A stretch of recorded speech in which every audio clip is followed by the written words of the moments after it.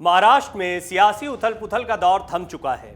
एकनाथ शिंदे राज्य के नए मुख्यमंत्री बन गए हैं। अब सवाल यह है कि आखिर क्यों महाराष्ट्र की सबसे बड़ी पार्टी होने के बावजूद भाजपा ने मुख्यमंत्री का पद शिवसेना के बागी गुट के नेता एकनाथ शिंदे को सौंप दिया या सौंपना पड़ा।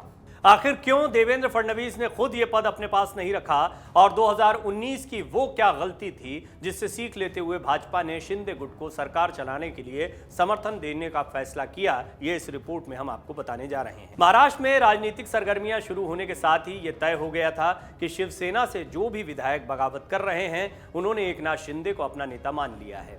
पहले विधायकों का एक बड़ा समूह शिंदे के साथ गुजरात और फिर असम के गुवाहाटी रवाना हुआ। बाद में एक एक करके कुछ और विधायक शिवसेना से टूटकर शिंदे गुट से जुड़ गए। एकनाथ शिंदे इस वक्त निर्दलियों को मिलाकर 50 विधायकों के समर्थन का दावा कर रहे हैं। यानी इस पूरे सियासी उठापटक की शुरुआत से लेकर आखिर तक नियंत्रण सिर्फ एकनाथ शिंदे के ही हाथ में रहा। शिंदे गुट जिस दौरान बगावत कर रहा था और शिवसेना में वापस नहीं लौटने की बात साफ कर चुका था, उस वक्त महाराष्ट्र के मुख्यमंत्री उद्धव ठाकरे ने कहा था कि अगर उनके विधायक उनसे सामने आकर इस्तीफा मांगते हैं तो वो खुशी खुशी इस्तीफा दे देंगे। उन्होंने एकनाथ शिंदे को सीएम पद का ऑफर भी दिया था। उद्धव ने कहा था कि अगर कोई शिव सैनिक मुख्यमंत्री पद पर बैठेगा तो पूरी शिवसेना उसका समर्थन करेगी। जानकारों की माने तो भाजपा की तरफ से शिंदे को मुख्यमंत्री बनाने के फैसले ने उद्धव ठाकरे के लिए मुसीबत पैदा कर दी। शिंदे एक पुराने शिव सैनिक रहे हैं और बगावत के दौरान भी अलग अलग पार्टी बनाने की जगह खुद को असली शिव सैनिक करार देते रहे हैं और अपनी पार्टी, अपने गुट को असली शिवसेना। भाजपा ने शिंदे को मुख्यमंत्री बनाकर उद्धव को उनके ही शब्दों में घेरने का काम किया है। इसके साथ ही शिवसेना के बचे विधायकों को भी अपनी ओर करने का प्रयास किया है। इस कदम से भाजपा उद्धव ठाकरे को शिवसेना से अलग थलग कर देने की भी कोशिश कर रही है। शिवसेना को तोड़ने से लेकर नई सरकार में समर्थन तक सत्ता की चाबी एकनाथ शिंदे के साथ ही रही। ऐसे में भाजपा की ओर से मुख्यमंत्री पद पर दावा करना काफी मुश्किल होना था। राजनीतिक विश्लेषकों के मुताबिक भाजपा एनसीपी के साथ सरकार बनाने के कड़वे अनुभव को भूली नहीं है। चंद घंटों में ही सत्ता गंवानी पड़ गई थी। राजनीतिक गलियारों में एक चर्चा ये भी है कि फडणवीस ने मुख्यमंत्री पद को इसलिए त्यागा है ताकि वो उद्धव ठाकरे को खुली चुनौती दे सकें। 2019 के चुनाव के बाद शिवसेना ने दावा किया था कि भाजपा ने 2.5 साल के मुख्यमंत्री का वादा किया था। तब फडणवीस ने कहा था कि ऐसा कोई समझौता नहीं हुआ था और विधानसभा चुनाव के प्रचार के दौरान भी प्रधानमंत्री नरेंद्र मोदी और अमित शाह उन्हें ही सीएम बनाने की बात कह रहे थे।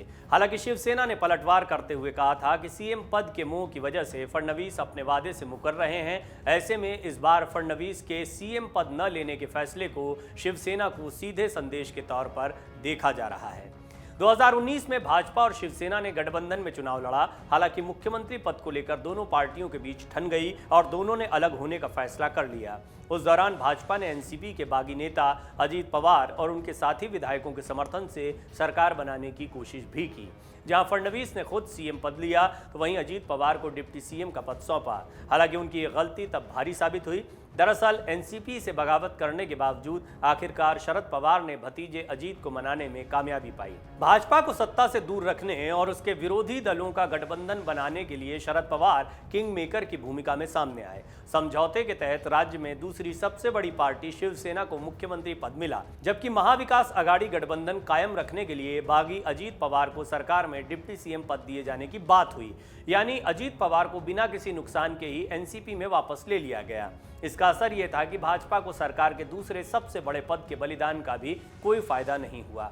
यही दोहराव कहीं शिवसेना के इस बागी गुट के साथ ना हो जाए, ये भाजपा की चिंता का विषय था। उद्धव ठाकरे पहले ही मान चुके थे कि वो एकनाथ शिंदे को मुख्यमंत्री बनाने के लिए तैयार हैं, लेकिन एकनाथ शिंदे बीजेपी से समर्थन लेने की बात पर अड़े रहे और एनसीपी और कांग्रेस के महाआघाड़ी गठबंधन से दूर होने की बात कहते रहे। कुल मिलाकर उनका मुद्दा बहुत वाजिब था जिसको वो शुरू से लेकर चले, लेकिन बीजेपी अपनी पुरानी गलती को नहीं दोहराना चाहती थी। इसीलिए एकनाथ शिंदे को दिया गया मुख्यमंत्री पद और देवेंद्र फडणवीस का उप मुख्यमंत्री बनना आश्चर्यजनक रहा सभी के लिए। डाउनलोड करें अमर उजाला ऐप और पाएं खबरें लगातार।